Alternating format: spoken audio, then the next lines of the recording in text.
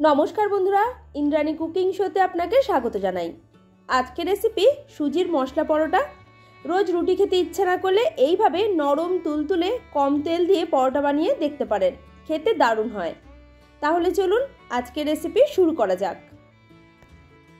परोटागुलोर जोन्नो प्रथमे डोटा बानाबो, तार जोन्नो ग्यासे एकटा कड़ाई बसिए एर मध्ये दिए दिচ্ছি 1.5 কাপ जल और एर मध्ये दिচ্ছি परिमाण मतो नुन।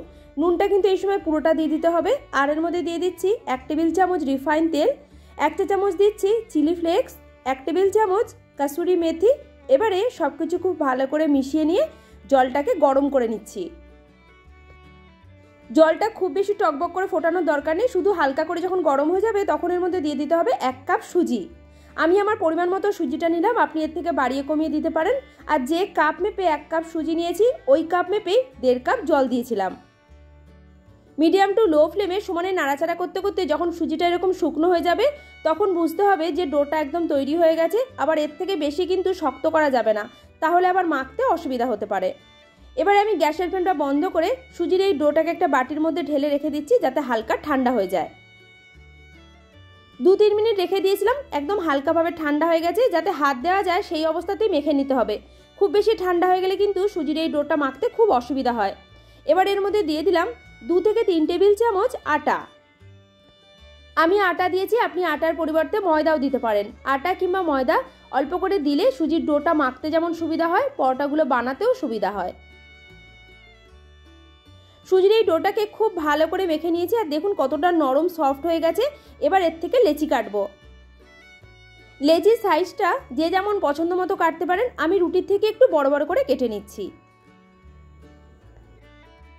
সবকটা লেচি কেটে নেওয়ার পর প্রত্যেকটা লেচিকে এইভাবে হাতের তালুর মধ্যে রেখে প্রথমে গোল করে নেওয়ার পর তারপরে এইভাবে চ্যাপ্টা করে নিতে হবে। বেলার জন্য চাকতির মধ্যে অল্প করে শুকনো আটা নিয়ে একটা লেচি নিয়ে নিলাম। আজকের পরোটাগুলো আমি ত্রিকোণ পরোটা বানাবো, তার জন্য এই লেচিটাকে প্রথমে আমি রুটির মতো বড় পাতলা করে বেলে নিচ্ছি। রুটিটা বেলা হয়ে গেছে, দেখুন এইভাবে পাতলা করে বেলে নিয়েছি। এবারে একটা সাইড ধরে এইভাবে প্রথমে মুড়ে নিলাম, তারপরে ওপরটা এইভাবে একটু ভালো করে চেপে বন্ধ করে দেওয়ার পর আরও একটা সাইড ধরে এইভাবে মুড়ে শেষ প্রান্তটাকে এইভাবে একটু চেপে দিলাম যাতে বেলার বা ভাজার সময় কোনোভাবে খুলে না যায়। ওপর থেকে অল্প করে শুকনো আটা দিয়ে দিয়েছি, তারপরে আবারও এইভাবে বেলে নিচ্ছি। আমি আজকের এই পরোটাগুলো ত্রিকোণভাবে বানাচ্ছি, আপনি চাইলে গোল কিংবা চৌকোভাবে বেলেও বানাতে পারেন। একটা ত্রিকোণ পরোটা আমার বেলা হয়ে গেছে। এবার এটা একটা প্লেটের মধ্যে তুলে নিয়ে এইভাবে বাদবাকিগুলোকে বেলে নেব। পরোটাগুলো বেলার সময় আমি শুকনো আটা দিয়ে বেললাম, আপনি চাইলে কিন্তু সাদা তেল দিয়েও বেলতে পারেন। দেখুন আরও একটা পরোটা বেলে আমি দেখিয়ে দিচ্ছি। প্রথমে লেচিটাকে আমি বড় রুটির মতো করে বেলে নেওয়ার পর তারপরে এইভাবে ফোল্ড করে ভাঁজ করে নেওয়ার পর এবার এটাকে বেলে নিলেই আরও একটা ত্রিকোণ পরোটা আমাদের তৈরি।